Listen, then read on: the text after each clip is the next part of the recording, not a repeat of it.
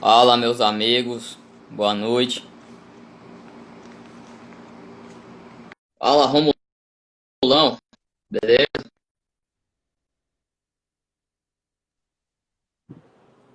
Doutor Willi já tá entrando aí. Ó o homem aí, chama. Chama! Beleza, Jomelzão? Bom, Viltão, e tu? Em paz? Bom também. Show de bola. Tá bom. Graças a Deus, graças a Deus. Show de bola, E meu amigo. aí, como é que tá o Pernambuco, velho?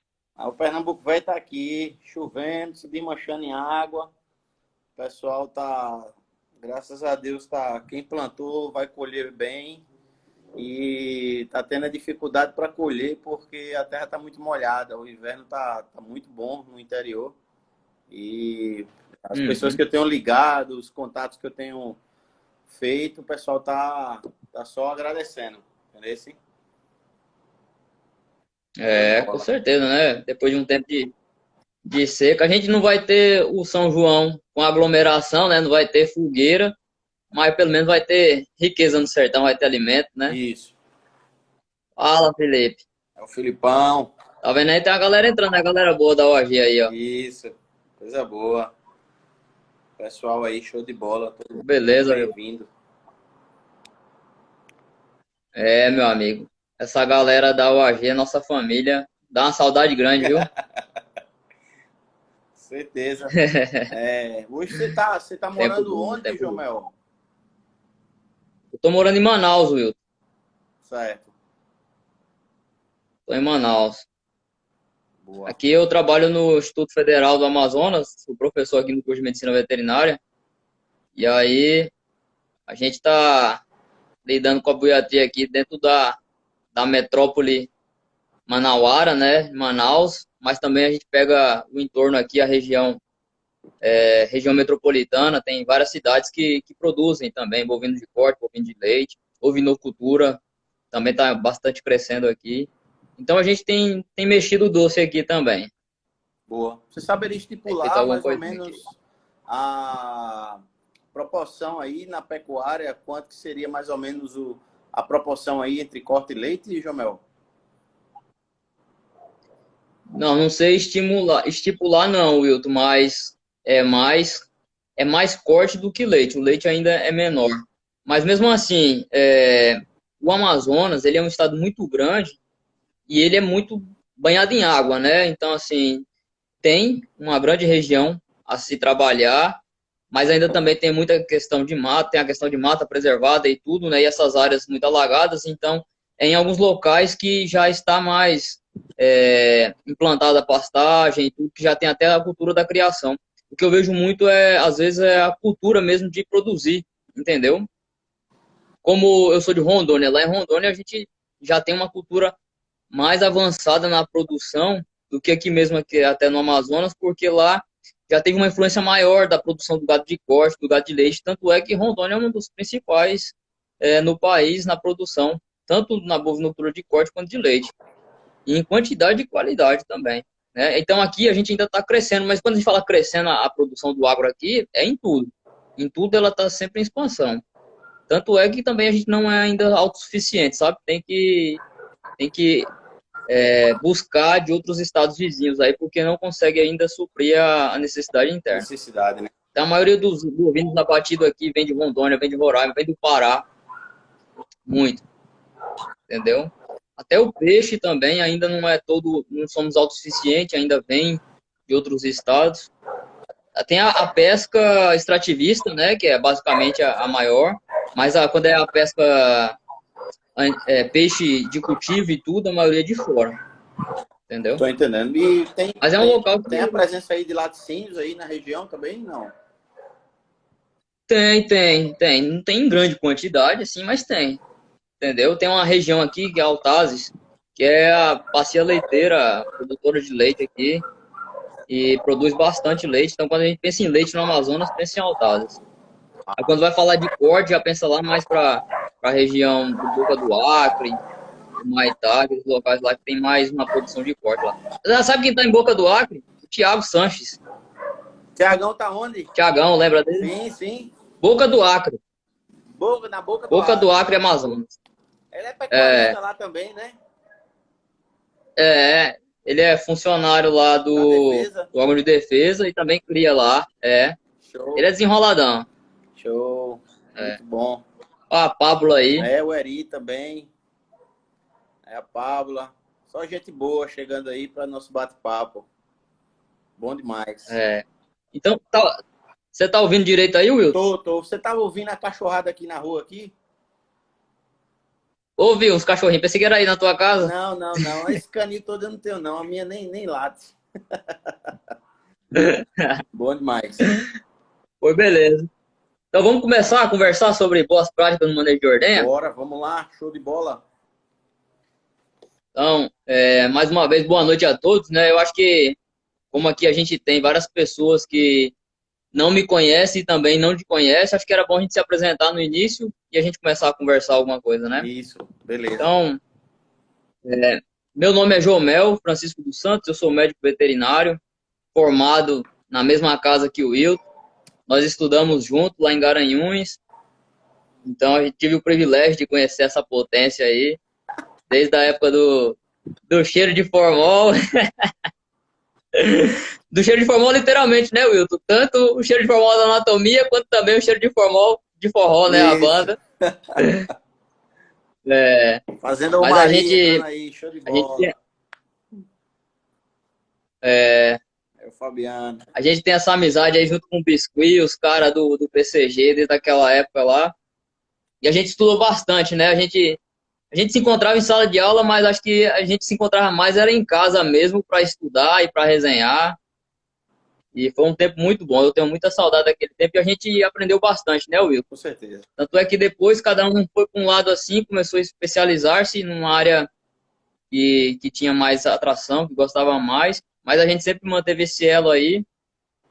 E desde então, né, a gente vem até trocando conhecimento, né, trocando ideia aí, uma coisa um ajuda o outro. Eu acho que a gente tem que continuar isso aí, porque conhecimento ele não é estático. E o conhecimento também, eu acho que é um domínio que ele é público, né, de fato. Não é só porque eu sou servidor público que o meu dever enquanto professor é externar o conhecimento. Mas acho que todos nós, o conhecimento ele não deve ficar para a gente, ele deve ser externado, ele deve ser compartilhado, né? Uhum. E é muito bom a gente compartilhar com os amigos, que a gente vai aprendendo cada vez coisa a mais, né? E nisso eu já enfatizo também a importância de sugar o teu conhecimento, de que você já viu lá de fora, em outras regiões fora do país, uma pecuária leiteira muitas das vezes mais tecnificada, mais aplicada, ou às vezes até como a gente já conversou um pouco mais organizada, né, que um dos pontos que falta para a gente, né. Mas acho que a gente vai formando isso, a gente vai nos alimentando de conhecimento e também formando nossos futuros colegas que estão aí, né. Isso. Hoje eu trabalho no Instituto Federal do Amazonas, em Manaus, no curso de Medicina Veterinária, e também no curso de agropecuária. Trabalho com a parte de fisiologia veterinária, forragicultura, comportamento e bem-estar animal e na parte de clínica buiátrica, semiologia de ruminantes e clínica das intoxicações e plantas tóxicas.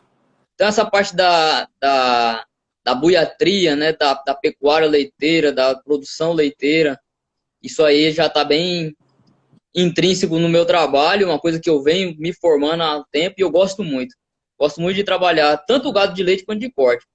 Quando a gente fala dessa parte do camponês, essa parte da agricultura familiar, a pecuária leiteira, ela também é muito enriquecedora, né? É uma parte que no Brasil a gente tem tudo para ficar autossuficiente, né? Então, basicamente é isso. Queria que você falasse um pouquinho também sobre você, sua trajetória aí. Beleza, João Mazão, tranquilo. Para quem me conhece, meu nome é Wilton, né? Mas a gente tá vendo aí só amigos e profissionais, colegas de campo, produtores, funcionários de fazenda, tem entrado aí na live também. Um abraço para todo mundo, né? Eu também sou médico veterinário, formado lá na UAG. Teve uma época que eu transferi para Recife, né? Mas aí acabou que a gente teve essa formação conjunta, né? Fiz o meu mestrado na clínica de bovinos em Garanhuns, pelo Programa de Sanidade e Reprodução de Ruminantes, e o doutorado na Universidade Rural, né? Pelo Programa de Medicina Veterinária, onde eu tive a oportunidade de fazer uma parte do doutorado de sanduíche, no Canadá, onde a gente passou um pouco mais de um ano, né, Jomel? Então, a gente focou bem essa parte aí de reprodução e da utilização de monitores de atividade voltado para a reprodução e para a sanidade. A influência desses monitores, né, dos detectores de atividade, né, de comportamento animal e fisiologia também. Então, a gente teve a oportunidade aí na nossa formação, na nossa carreira, de ter essa experiência. E hoje eu estou como médico veterinário e consultor em pecuária da empresa da MSD Saúde Animal, né, prestando atendimento aí nas fazendas dos estados de Pernambuco e dando suporte também a Alagoas. Então, a gente está aí já desenvolvendo esse trabalho há uns 5 anos aí, rodando pela região, e é o tempo que a gente tem aí de experiência que a gente pode estar contribuindo com essa nossa pecuária de leite.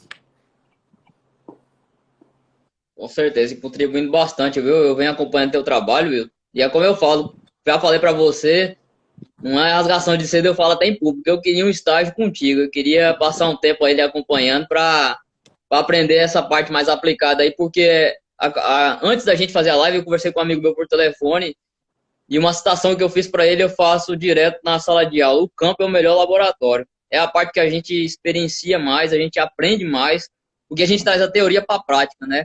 Isso. Então você começa a analisar o contexto, a verificar. É porque não existe receita de bolo, né? A gente tem que pensar que estamos lidando com vida, com organismo vivo, a gente tem que ver, cada caso é um caso, mas tem coisas que dá para a gente já ir enumerando e normatizando. Mas mesmo assim, precisa daquele olhar técnico, daquele olhar, como você falou aí, do comportamento do animal, do comportamento da fazenda, do produtor, do ordenador, de como está ocorrendo todo o contexto ali para a gente poder atuar, né? Então, esse campo aí faz a gente crescer demais, enriquecer. Tenho certeza que esses 5 anos teu aí vale mais do que 50 anos dentro de sala de aula. Com certeza. Olha, a Fábia dizendo também que é um estágio aí. Vamos, Fábio, fazer esse estágio junto com eu. Simbora. Então, meu amigo, a gente falando de boas práticas no manejo da ordenha, né? Que queria que eu acho que é importante a gente trazer o contexto da pecuária leiteira. Você que está vendo, que está aí em Pernambuco, nessa região Nordeste aí, como é que você vê hoje o cenário do leite, a pecuária do leite? Como é que você acha que os produtores encaram? Como é que é o teu trabalho assim? Para você o leite hoje representa o quê? Jomel, para mim, o leite, no cenário atual, a gente tem enxergado como uma das atividades do agronegócio aqui do Nordeste, mas com maior potencial de crescimento, né? E eu explico para você de forma muito simples. De um modo geral, as fazendas elas iniciaram um processo de tecnificação, de adoção de tecnologias, né? O produtor que está no campo, ele está tendo acesso a equipar, a consumir material de qualidade, a consumir assistência técnica de qualidade. Hoje a gente tem à disposição mais profissionais no campo do que a gente tinha há 10 anos, e isso daí influencia. Você vê a presença de linhas de crédito com capacidade do produtor ter esse acesso a linhas de crédito no banco e, de um modo geral, de forma sustentável, para essas fazendas elas continuarem crescendo, continuarem buscando. Então, assim, o seu crescimento. Então, o que eu vejo é a disposição com facilidade e o mercado extremamente consumista por produtos de origem láctea, e aí o preço pago ao consumidor, no momento, ele se encontra bem mais interessante. As fazendas esse ano vão ter o acesso a alimento de qualidade, né? Silagem de qualidade, porque foi plantado muito, e o preço mais interessante sendo pago ao produtor pelo litro do leite, e o custo com a ração ele sendo um pouco mais interessante. Quem preparou? Quem não preparou essa ração vai ali ainda ter um custo baseado ali nos seus 50%, 55% do seu custo operacional de produção, mas, de modo geral, ainda muito interessante. Então, a gente percebe que o mercado está interessante para trabalhar, para investir. As fazendas estão com um ânimo muito interessante. O produtor ele quer fazer acontecer o negócio, entendeu? Então, assim, eu estou sentindo isso. A gente não está saindo para o campo como deveria por conta da quarentena, né? A MSD pensando na nossa saúde, na saúde dos nossos clientes também, a gente tem trabalhado de forma remota, né, e incentivado pela empresa a ficar de quarentena também, mas a gente tem entrado em contato, conversado com os clientes, e essa é a percepção que a gente tem, entendeu, Jamel? Uhum. Com certeza. Eu acho que você falou da sua realidade aí, mas é uma coisa que eu tô aqui na outra ponta do país, na região norte, mas eu vejo que é isso mesmo também aqui. A gente só vê crescer, a gente vê essa participação, até o Tunino que está aí participando também, boa noite, Tunino, falou que as empresas beneficiadoras, né, dos produtos lácteos também oferecem assistência técnica, então isso é bom que ajuda muito o produtor, né? É uma contrapartida porque ele está ali oferecendo a matéria-prima para a empresa e tudo, mas essa contrapartida é extremamente importante porque isso vai ajudar no nosso foco aqui em boas práticas no manejo de ordenha para ter um produto de Isso, qualidade que vai ter uma maior rentabilidade, isso. um maior tempo de prateleira e segurança alimentar para a população, né? Uhum. Então isso é muito bom. Isso a gente vê que com certeza está se desenvolvendo cada vez mais, né? Certeza, com certeza. Muito bom. E então, extremamente não tem nem como falar o quanto é importante para a pecuária leiteira para o país. Acho que daqui não volta mais. É como a gente fala de questão de bem-estar animal, não tem como voltar para trás mais não. É só daqui Pra para frente. frente, cada vez crescendo mais o conhecimento, a gente aprendendo mais, a gente aplicando mais. E falando dessa parte aplicada, Will, eu queria só que você trouxesse para a gente um panorama do que você viu lá no Canadá. Pelo que eu te acompanho, né, que eu já vi alguma coisa lá, a gente até conversou, eu sei que eles têm alguma coisinha a mais que a gente já lá no trabalho dele, no manejo dele. O que você identifica assim que, que a gente pode trazer dessa experiência para cá? Ou o que você acharia que deveríamos fazer meio que copiando eles no manejo de ordenha? Certo. Essa foi um abraço pro meu amigo João Cavalcante, grande potência das Alagoas, meu companheiro de trabalho.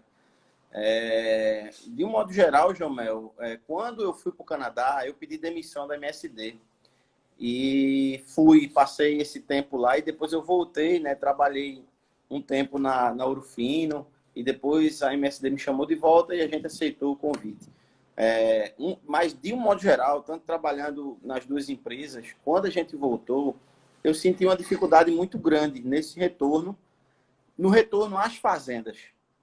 Porque você sair de um sistema tecnificado, altamente intensivo, como no Canadá, né? Fazendas de médio porte, de grande porte, fazenda de 1.000 vacas, fazenda de 500 vacas, a gente visitou, fazenda de 250, 300. Então, a gente vivenciou ordenha de robô, ordenha carrossel, ordenha manual, vários sistemas de produção, mas todos eles com um certo nível de tecnificação e eficiência bem elevado. Então, quando a gente volta e a gente vai visitar aquele produtor, a gente está inserido numa região norte-nordeste, é uma região, vamos dizer assim, não desprezando o nosso povo, nem diminuindo, mas ainda a gente está um passo atrás no nível de tecnificação. E eu senti muita dificuldade, enquanto técnico, de iniciar esse retorno. E eu me perguntava, poxa, se coloque no meu lugar. Eu fui para o Canadá, eu vi tudo aquilo ali e voltei para o Nordeste. Eu não voltei para um Triângulo Mineiro, eu não voltei para uma região de alto nível de tecnificação aqui no Brasil. Eu voltei para o Nordeste. Então, eu ficava me perguntando qual seria a minha mensagem para esses produtores. Qual que seria, a necessidade desse produtor aqui na região?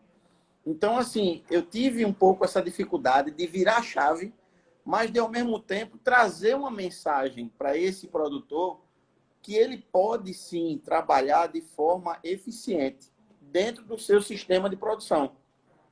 Então, o que a gente precisa fazer é sempre trabalhar o básico bem feito. Essa é a mensagem principal.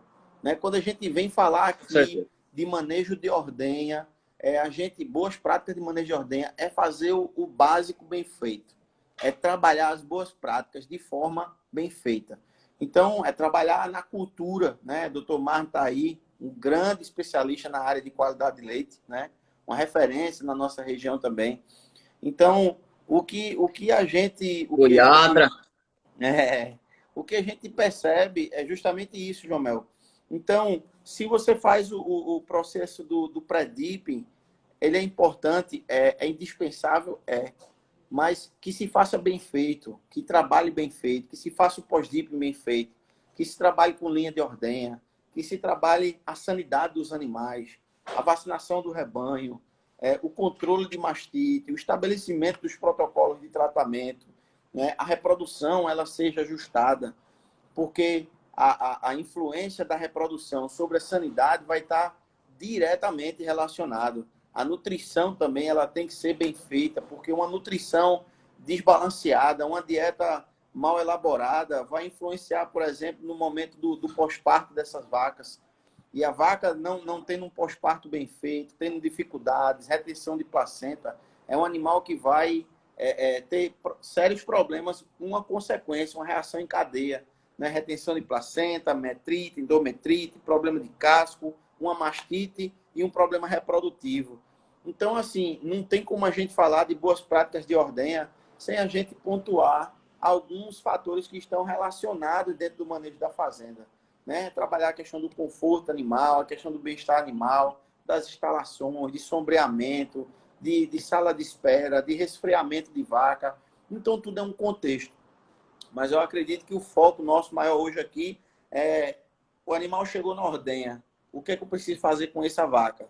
O que é que eu preciso entregar para ela? O que é que eu preciso fornecer para ela para que ela me devolva em leite, para que ela me devolva em bem-estar? Então, eu acho que é por aí. Então, no Canadá, a gente viu muito isso. A questão de tempo de ordenha, eficiência no momento da ordenha, entendeu? A questão de limpeza, de higienização, a questão de ambiência, né? A equipe bem treinada, os protocolos, os processos bem estabelecidos, né? De limpeza, de higienização, de tratamento, de secagem de vaca. E é por aí, é muito, muito do que a gente vai também estar abordando aqui nessa live, nesse nosso bate-papo, entendeu? Bem isso. Com certeza. Como você falou, acho que esse paralelo que a gente deu para visualizar aqui, ele vai de encontro com o que o Dr. Marne colocou aí, né? A cultura do nosso produtor, né? Aquilo que muito conhecimento empírico, né? Já venho fazendo, eu faço assim, assado, às vezes fica difícil escutar, a gente entrar e mostrar uma tecnologia, que tecnologia não é só um aparelho, um instrumento, alguma coisa tecnológica, né? Digital. Tecnologia é a aplicação de metodologias, de técnicas. É você fazer uma peia de uma vaca, é uma técnica. É uma tecnologia que você está administrando ali. Então, assim, são tecnologias básicas, e aí, trazendo para o que a gente vai falar do ponto principal aqui, o manejo de ordenha, é como você falou, é fazer o básico. E ele tem que estar focado na higiene, né? E aí, quando a gente fala de higiene do manejo de ordenha, não é só lá nos tetos da vaca, não é só lá nos utensílios, né?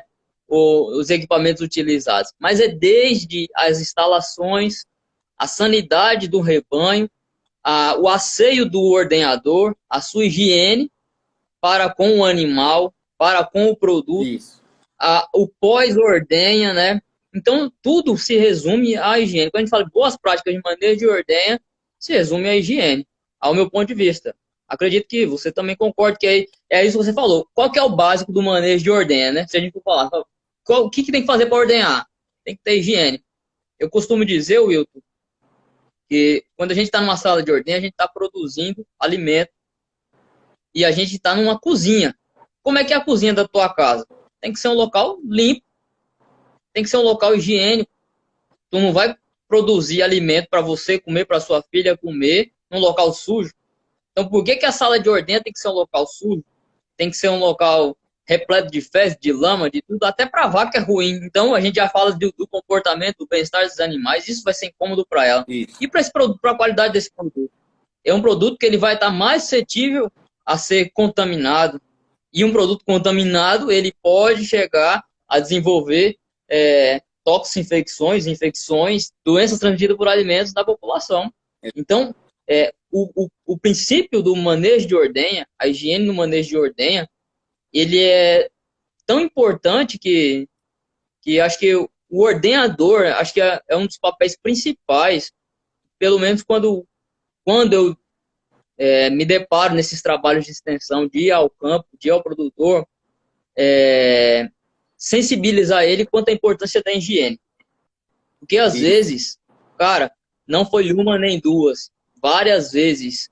O produtor chegou para mim e aí eu conversando com ele, né, e eu vendo o manejo de ordenha e tudo, ele limpa o teto da vaca com o rabo da vaca, né? E para ele tá limpando, para ele tá limpando. Então assim, até a gente desconstruir que aquilo ali não é a limpeza, que Exato. ali ele tá sujando toda a vaca e tudo. Então é aquilo que o Mário falou aí. A cultura é um ponto que a gente também não tem que chegar e desconstruir ela, né? Claro, a gente tem que aliar ela, né? É como o professor Paulo Freire fala, né? Fazer extensão tem que comunicar, fazer a comunicação. Como é que eu vou fazer essa comunicação? Eu vou ouvir ele, ver o que ele já sabe, o que a gente pode intervir. Então você trouxe lá do Canadá e como você muito bem falou aí, o que você viu que pode colocar ali e juntar com o que já tem para poder melhorar. Então o que a gente pode fazer para colocar o básico para ser básico? O que a gente pode fazer? Né? Então Com vamos tratar certeza. aqui desses pontos que a gente fez aqui mais ou menos, né? Então você já falou essa parte gerencial, essa parte dos manejos estarem totalmente atrelado, tanto a parte sanitária, desverminação dos animais, vacinação, uma boa nutrição, um manejo reprodutivo eficiente, o cuidado nas instalações, tudo isso já vai ter que ser bem organizado. Porque se também não tiver isso, não adianta estar lá com o manejo de fato higiênico, mas está faltando outras coisas que vão influenciar na qualidade desse produto, vão influenciar no bem-estar desse animal. Então, acho que o primeiro passo é partir do básico, né? Essa parte de organizar, que não precisa estruturar. Eu também acho que não é só numa sala de ordenha com piso cimentado, com refrigerador, que a gente vai conseguir produzir leite. A gente produz leite em vários locais, né? Você também com certeza já visitou aí várias fazendas que na nossa região, onde a gente ia nas aulas práticas ali de Pedra, Venturosa, até nossa amiga Adalberto aí sabe que os caras produzem com eficiência, com qualidade, em ordenha manual, animais de excelente qualidade, mas produzem no simples ali, no funcional, mas eles têm o cuidado básico da higiene. Então, partindo disso daí, a gente tem que lembrar de quando adentrar o curral. Depois que já organizou essa parte, quando a gente vai trazer para o curral, o que a gente tem que já orientar, Will? O que você acha? Fazer pensar logo na linha de ordenha. Então, você tocou num assunto muito interessante, né? A gente precisa ter, ter uma reflexão bem profunda sobre o tema. Imagine você, eu sou um veterinário, consultor, e cheguei numa fazenda que fui convidado a dar uma assistência na parte de sanidade, na parte de qualidade de leite. E você chegou nessa fazenda e se deparou com os animais. E agora? Qual o primeiro passo? Né? Onde você iniciar o Sim, seu trabalho? Né? Porque a fazenda, ela não iniciou a partir do dia que você colocou o pé. Ela já está, é uma roda que não para de girar. É uma coisa que já vem, é, é uma cultura que já vem do avô, passada para o pai, já está no neto, que já vem de gerações. Então, algumas pessoas já passaram por ali, já deixaram alguma sugestão, já deixaram alguma recomendação e você aterrissou ali de paraquedas. E a partir desse momento, o sim, que você vai fazer? Né? Então, eu sempre coloco, eu faço esse questionamento porque a gente chega na fazenda no dia zero, mas a fazenda já está no seu dia, no seu dia a dia. E aí, inicialmente, o que a gente precisa trabalhar é com o levantamento de informações. Isso é extremamente importante. Quando a gente chega, muitas das fazendas, quando tem um baixo nível de tecnificação, ela não tem um levantamento de informações. O nível de gestão com a informação é muito baixo. Então, você vai pegar casos de mastite, muitas vezes o vaqueiro, né, o peão, o colaborador, ele vai dizer, doutor, tem pouquinho. Mas pouquinho quanto? Gente, ele não estima. Ele não sabe de matemática, ele não sabe de estatística. Então, de um modo geral, é fazer o levantamento dessas informações. Se a fazenda não tem informações, ela precisa iniciar uma cultura de anotação de casos. Porque eu, enquanto consultor, eu não posso trabalhar em cima do que eu acho. Eu não posso trabalhar em cima do que eu penso. Eu preciso trabalhar em cima do que eu vejo. Para a partir do momento do que eu vejo, do que tem na palma da mão, do que tem na anotação, a gente ter essa informação que ela vai nos dar ferramentas para a gente ajudar a gente na tomada de decisão, numa montagem de um plano de ação. Então, quando eu chego na fazenda, eu preciso ter o básico, eu preciso ter o número de casos de mastite, para eu poder saber se eu tenho 10 vacas, se uma vaca por mês me dá um caso, eu tenho uma porcentagem de casos de mastite. Se eu tenho 100 vacas em lactação e eu tenho 10 casos, eu vou ter 10% de casos de mastite. Isso é bom? É ruim? O doutor, o que é que a literatura diz? O que é que tu acha, Wilton? Depende. Depende de cada fazenda, depende do que você tem. Não adianta dizer que 5% é um nível aceitável e 10% já é ruim, se a fazenda está imergida na bosta, se não tem procedimento para nada. Então, eu vou dizer que naquela fazenda 10% ainda é pouco. 10% ainda está, ó, parabéns, show de bola. Né? Então, são essas coisas que a gente tem que julgar. O que é ideal, o que é que não é. Eu não posso chegar na fazenda e dizer, não, porque o CCS estabelecido pelo laticínio, a gente sabe que é abaixo de 200, abaixo de 300, tem as instruções normativas para nos orientar, mas a gente precisa ter noção de quando a gente chegou ali, do que a fazenda tem. E a gente sabe que tem várias torneiras abertas que a gente, enquanto consultor, vai trabalhar para fechar, para esses vazamentos eles pararem. E a gente tem uma produção única, sustentável, eficiente, né? Com um único propósito, um leite de qualidade. Então, basicamente, é a realização do CMT. Se a fazenda nem tem CMT, a gente implantar um sistema de CMT, a gente implantar uma cultura de anotação. Ó, anota o caso de mastite quando tiver, qual foi o quarto, qual foi o teto que deu. Você coloca no papel o dia que deu, o teto que deu, como foi essa mastite? Teve grumo? Foi grumo inchaço? Foi na ordenha da tarde? Foi na ordenha da manhã? Quais são os horários da ordenha? Um abraço para o meu amigo Alexandre aí, acabou de entrar da Fazenda Star Milk, um grande profissional, uma fazenda extremamente eficiente, né? Assim como todo mundo que está entrando aí para esse nosso bate-papo.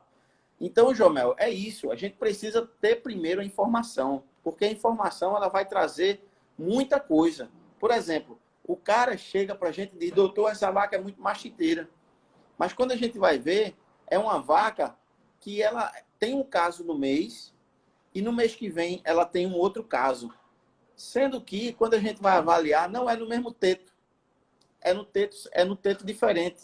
Então, não é o mesmo caso. Ela não é, teoricamente, eu não posso dizer que ela é uma vaca crônica. Se a mastite ela tá se ela repetisse no mesmo teto, seria um caso crônico. Se ela é num teto diferente do caso anterior, ela é um novo caso. Então, eu tenho que ter essas informações, porque essas informações vão me ajudar na tomada de decisão, para montar um protocolo de tratamento, né? Eu tenho que ter informação para poder me ajudar a reprodução, é extremamente importante. Então, não dá para eu chegar na fazenda do nada e dizer se está bom, se não está e o que eu acho. Porque o que eu acho não interessa para a fazenda. O que você acha não interessa. O que o dono ele tem de percepção, e isso é importante. Mas ainda assim não é o mais importante. Porque o que vai ser importante é o número que eu vou ter. Então, o consultor, a fazenda, o peão, o colaborador, ele tem que trabalhar para levantar essa informação. Então, a gente tem que implantar ficha de anotação de casos de mastite, ficha de secagem das vacas, o início da lactação, que as vacas começaram. O cara diz, não, doutor, essa vaca aí vive dando mastite. Mas, às vezes, é uma vaca que está há 500 dias de produção de leite. É uma vaca que não, por conta da reprodução ineficiente da fazenda, que pecou e não emprenhou ela, a vaca está fazendo aniversário na ordenha. Então, como é que a gente quer explorar o potencial de um animal desse se a gente não tem dado a condição que essa vaca precisa, né? Então, a gente precisa fazer isso, por exemplo. Se ela está seca, se ela não está prenha, o que eu posso fazer? Uma vaca que tem produção baixa, 5 litros de leite, o interessante é chegar, só, se ela está mais de 300 dias em lactação vazia, eu secar essa vaca, eu recomendar que seque, dê o período de descanso dos 60 dias, para essa vaca voltar a produzir. Tem ferramentas para a gente fazer isso, é o protocolo de indução de lactação, porque isso é pensando no conforto, no bem-estar desse animal. Como é que uma vaca vai passar mais de 300 dias E, produzindo isso? consequentemente, vai aumentar a produtividade dela, né? Isso, E com exatamente. qualidade, né? Né? A gente até vê que a questão de tratamento de vaca seca é uma das formas mais eficientes para tratar mastite subclínica, né? Isso. Então, assim, é muito, muito importante, né? Certeza. Eu acho que isso que você está falando tudo, Wilton, desculpa até Não, ter adentrado assim, mas é um diagnóstico que tem que ser feito, né? É diagnóstico. É como a gente vai fazer um exame físico no animal, a gente coleta os dados do exame físico, mas a gente precisa ter os dados de histórico e anamnese para juntar tudo ali e ter o diagnóstico para poder tratar. Então você precisa desses dados para poder tratar essa propriedade. E aí vai com uma citação aqui que o Adalberto muito bem colocou, que é tirar da cabeça do produtor a questão do curativismo, né? De só tratar quando aparecer a mastite clínica, de só tratar quando o animal estiver doente. A gente tem que trabalhar com prevenção. Lembra aquela continha do quanto a gente perde com a mastite subclínica? Que ela é a que causa mais prejuízo do que mastite clínica ainda na pecuária leiteira. Porque não vê, é a ponta do iceberg ali, né? Que a gente só vê quando vê um caso de mastite clínica, quando já não tem de subclínica. exato. Então, quando você tocou no ponto do CMT aí, nas boas práticas de manejo de ordenha, é extremamente importante tá atrelado, ser implantado, porque você vai ter diagnóstico, você vai ter a real situação da propriedade. E aí, dependendo do caso, né, do rebanho, aí eu não sei como é que você já orienta quando você entra, se já é de 15 em 15 dias, de 30 em 30 dias, que Essa, você orienta esse CMT. essa informação, João Mel, ela precisa ser. Quando a gente chega na fazenda, a gente precisa pelo menos ter essa informação do CMT. Se a fazenda já tem um certo nível de tecnificação, ela já tem trabalho junto à clínica do leite, né? Ou outras instituições que fazem esse levantamento, mas a gente tem como referência a clínica do leite para fazer esse levantamento do somaticel, da contagem de célula somática, tem outros testes de informação. E de um modo geral, o que a gente percebe que essa informação ela precisa ser, pelo menos, instituída de forma mensal. Mensal. Sim, Porque a fazenda precisa ter essa informação. Os animais, de um modo geral, elas são. A vaca ela é desafiada com a mastite todos os dias quando ela vai para a ordenha e todos os dias no ambiente em que ela fica. Porque a gente categoriza, né, e a sim, gente é do nosso conhecimento que a gente tem agentes ambientais e agentes contagiosos. Então, o desafio está muito grande, não só no ambiente de ordenha, como fora. Então, eu preciso, pelo menos, fazer um CMT. Pelo menos fazer um CMT nessa vaca. Pelo menos fazer um CMT quando ela pare. Depois que ela pariu, quando passa ali os 7 dias após o colostro, aí quando ela já limpou o colostro, que tiver a produção de leite, a gente fazer um CMT para saber se essa vaca já iniciou a lactação com a contagem de célula somática baixa.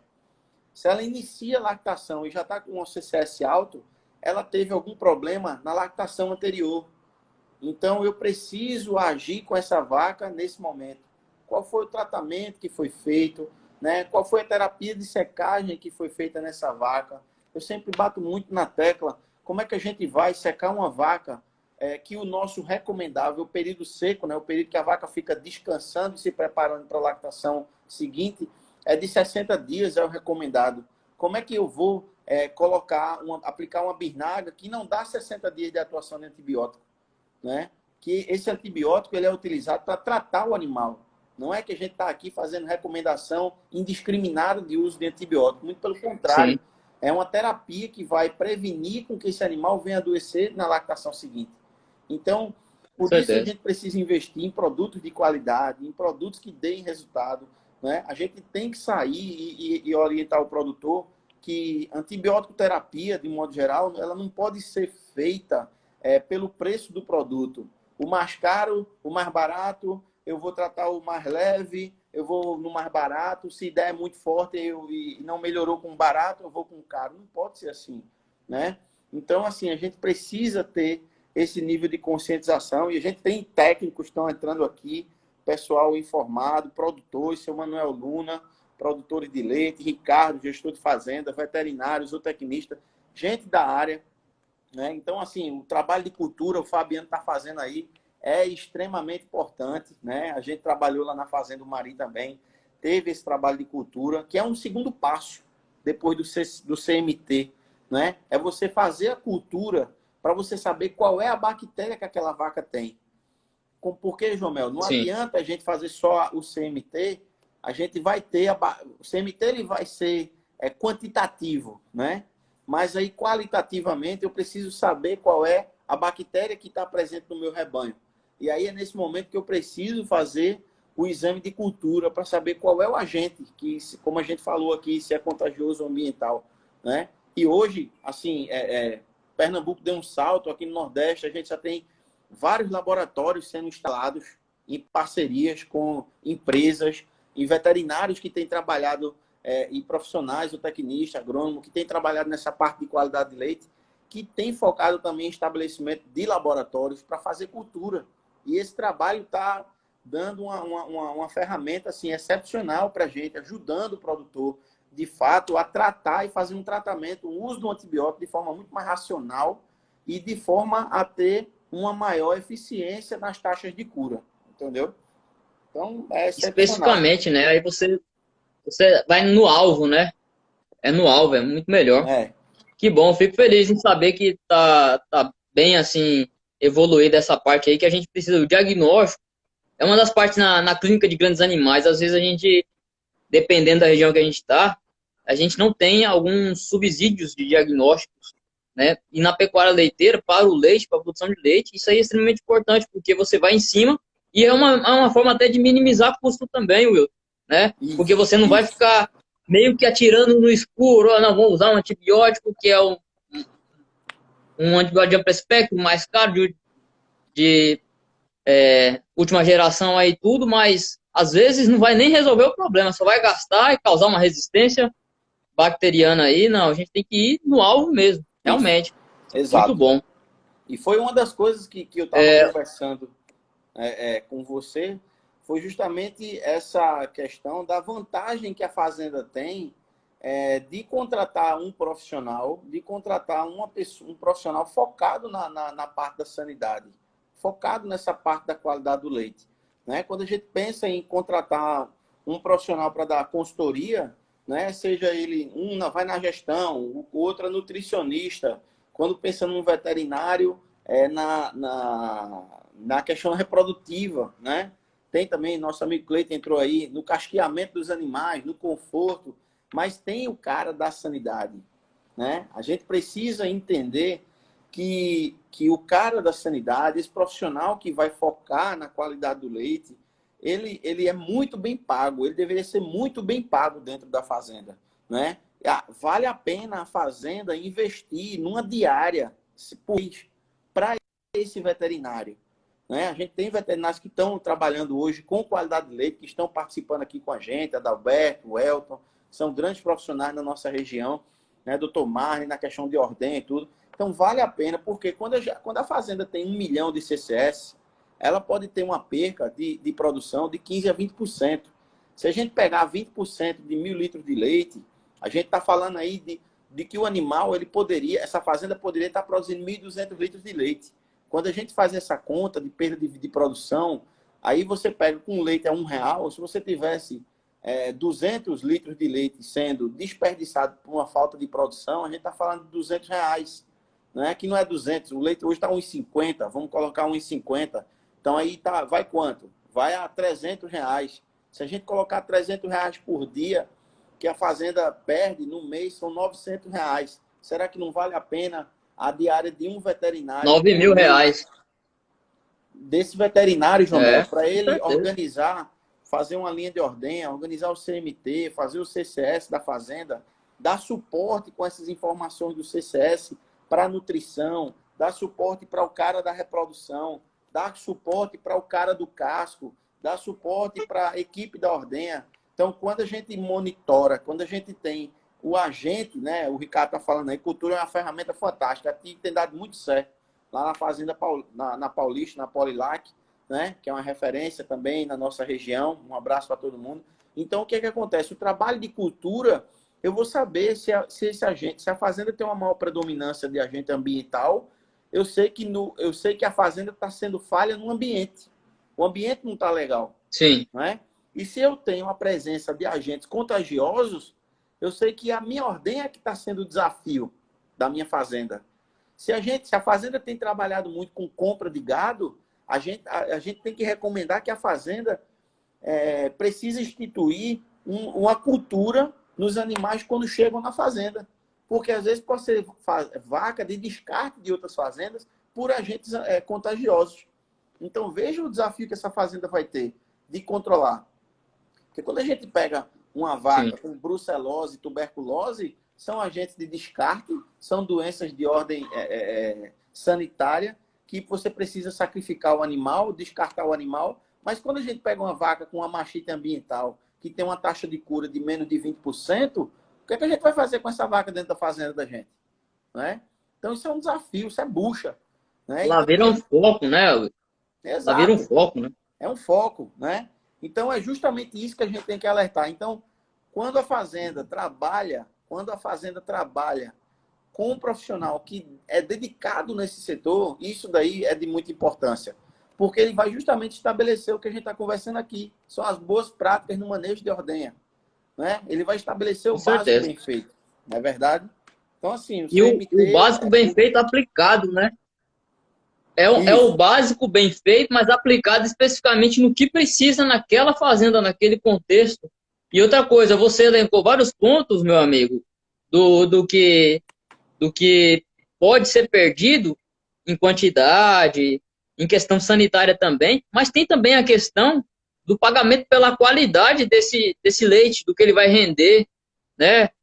Muitos laticínios aí pagam, né, por um leite com menor CCS, CBT, uma quantidade de sólido total maior. Então, tudo isso a gente vai ter que observar também, porque é um plus a mais para o produtor. É aquela questão da gente ver que a propriedade ela tem que ser encarada como uma empresa. Tem que fazer conta, e esses mínimos detalhes aí fazem uma grande diferença. Porque se a gente só pensar no que a gente vê, né, e aí já é mastite subclínica, ninguém vê. A não ser que vai no CMT, né? E ainda não faz esse diagnóstico, você tá perdendo aí sem saber.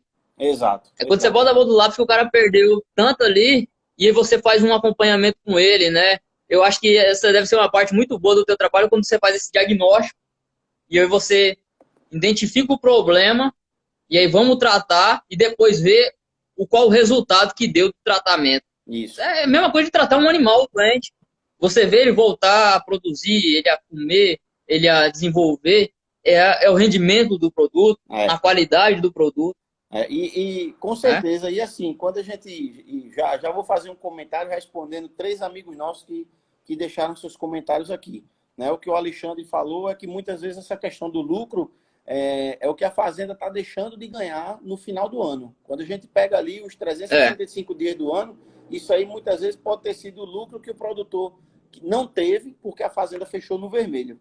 Né? É um dos que vai impactar no lucro da fazenda no que a fazenda deixou de ganhar, o que o produtor deixou de colocar no bolso. Né?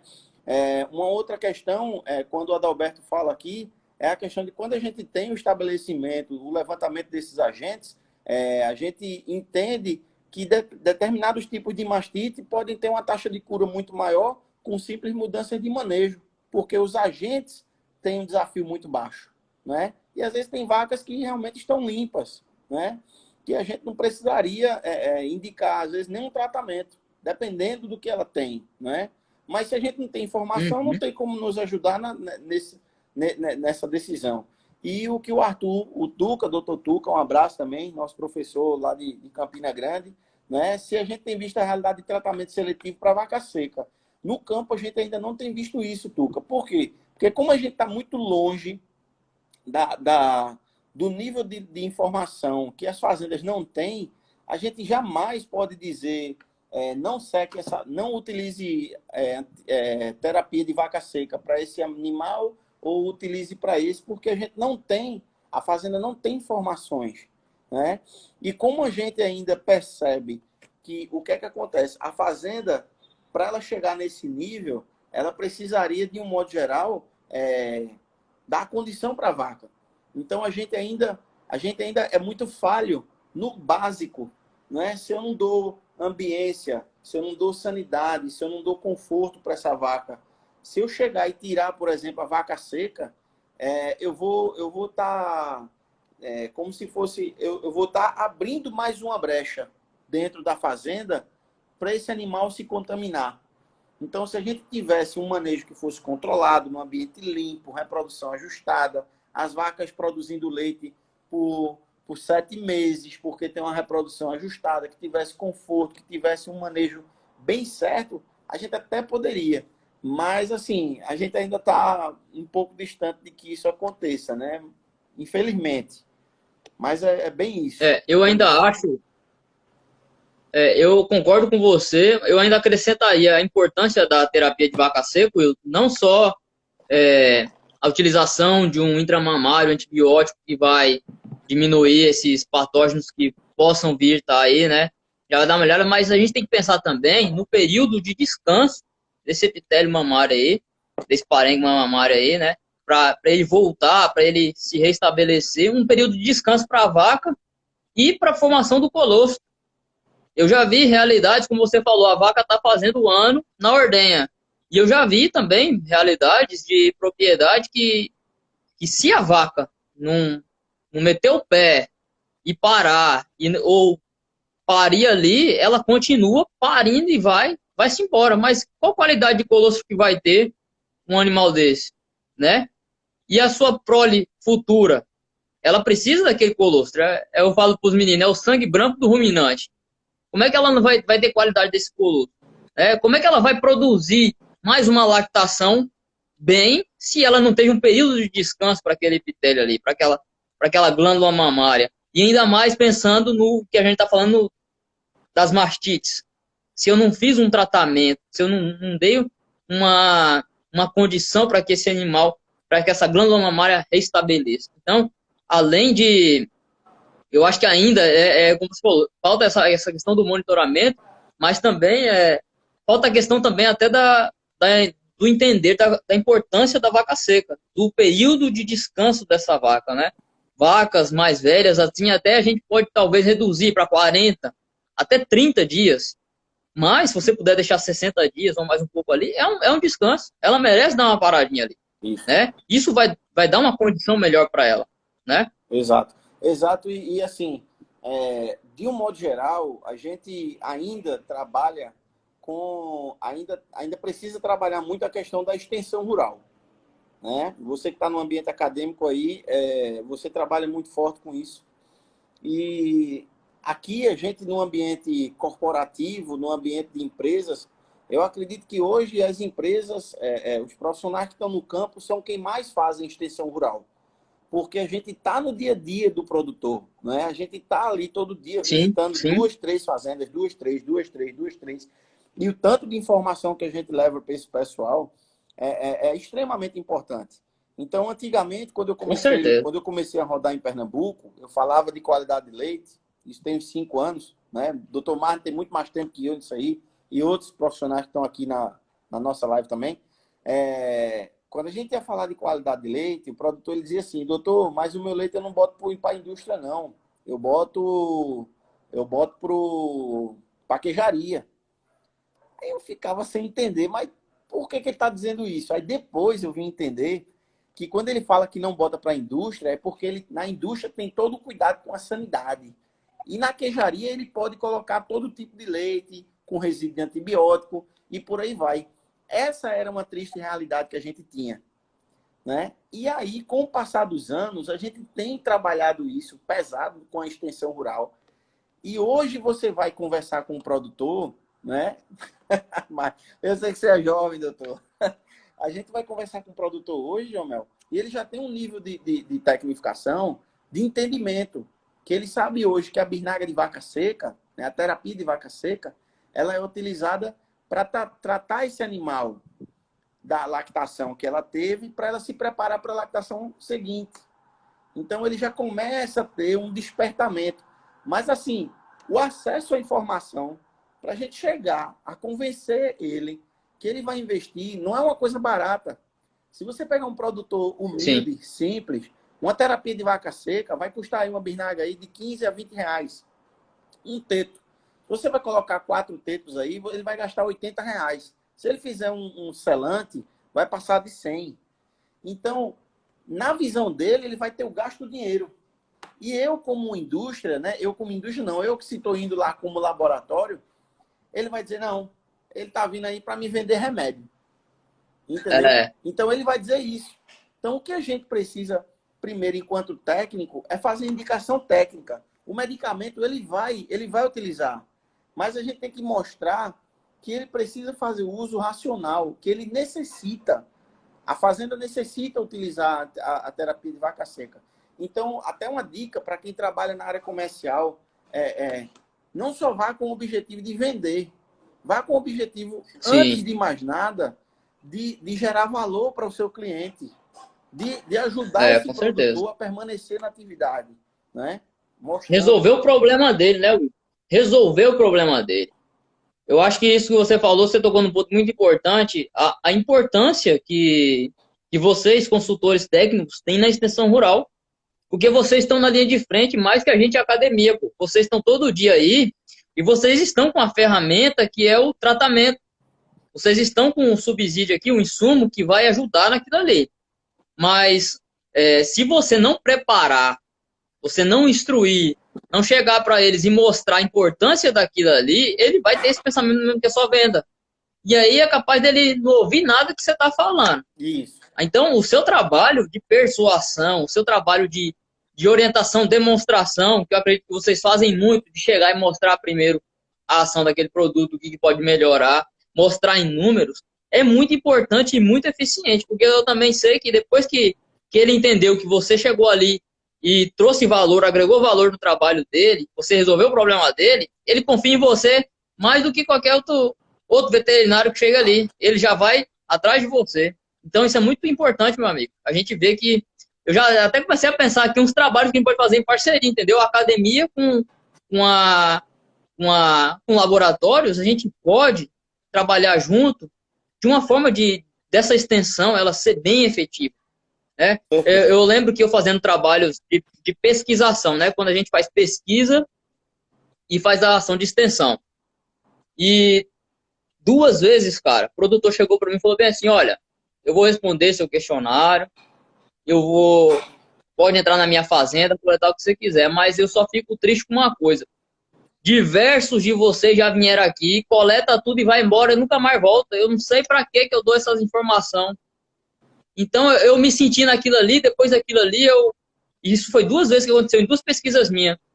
Quando eu faço alguma pesquisa, e nessa eu já faço pesquisação, porque eu tenho que voltar lá e fazer alguma coisa para ele que abriu as portas para mim. Isso. Eu tenho que dar uma contrapartida. Isso. E eu sei que vocês dão essa contrapartida. Então, assim, a gente instruir o produtor mesmo dessa forma. Olha, você tem que fazer isso por causa disso, aquilo ali, mas de uma forma que ele entenda mesmo a importância. E essa é a extensão de fato. Wilton, eu acho que daqui a pouco vai cair essa live. Só queria avisar a galera, não vai embora não, pessoal. Se ela cair aqui, a gente retorna porque a gente tem uma pauta aqui para seguir. Mas o assunto é muito bom. Eu tava até pensando aqui, dava para falar um assunto só de vaca seca. Dá pra gente estender, mas aí depois a gente já. Dá pra Né? fazer uma live só de vaca seca. Mas a gente. Respondendo. Já tá para cair aqui no tempo de 1 hora. Já. Aí a gente retorna para continuar. E aí a gente naqueles pontos que a gente falou. Questionamento da Silvia também, que já está fazendo aí alguns comentários, e do pessoal que está colocando mais aí algumas informações, a gente está falando aí um pouco, tá? Então eu acho que era bom a gente visualizar essas perguntas, Hildo, porque se depois cair não vai dar para ver mais não. Não, tranquilo, já tô no gatilho aqui. Beleza? Pronto. Tu já tá ciente do que é, né? Tá, da Silvia. Ó, falta 20 segundos. Hugo. Tá bom? Então, beleza. Pessoal, eu só vou retornar aqui e encerrar essa para começar outra, tá bom? Vai. Obrigado aí pela participação de todos. Chama. Valeu, Viltão.